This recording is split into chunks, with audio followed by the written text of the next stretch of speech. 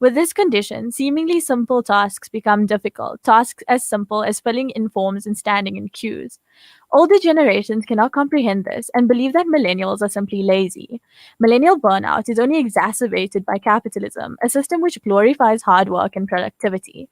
Under capitalism, even the most mundane of tasks are monetized, even self care, which now exists as a tentacle of capitalism, as almost everything does.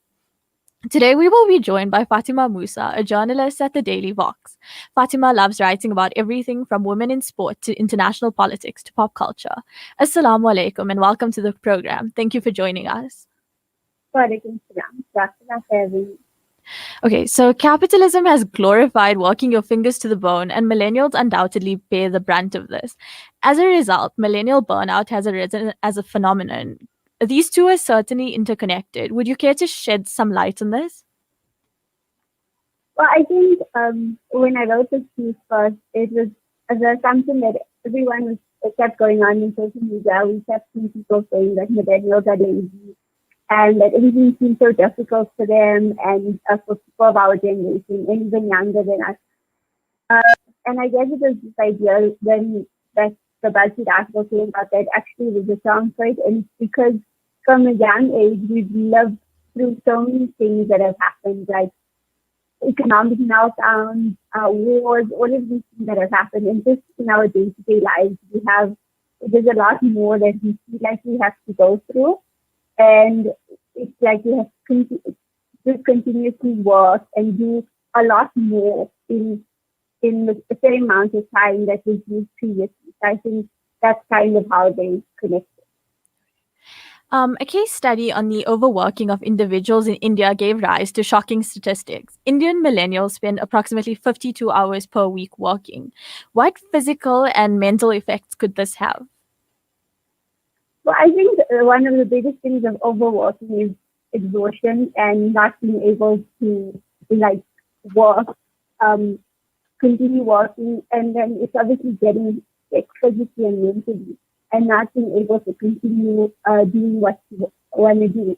And I think another thing that's also come about is overworking and all of the effects of it is that you end up doing things that you don't want to do. So you're working in a job that you're not happy in, and then also you don't, even if it's something that you're happy in, because you didn't work so much, you end up not enjoying it.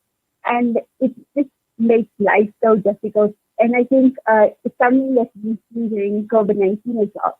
A lot of people thought, oh, this pandemic will cause life to slow down because you're in lockdown and you're working from home.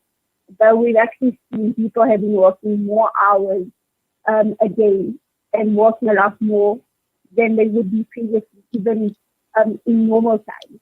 And that's just all how this pursuit of, I don't know, pursuit of these high levels of working and reaching certain stages that we don't really know who invented them. And from a young age, people, and more specifically women of color from destitute backgrounds, are encouraged to work hard.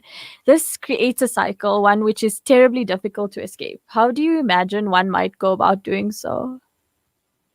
I think that's the question we've all been asking, and you have to, because as women of color and not, I mean, we don't experience it to a great extent, but obviously any woman of color, um, that you have to work harder to reach a certain level and to reach the level in the workplace, but then you have to deal with discrimination.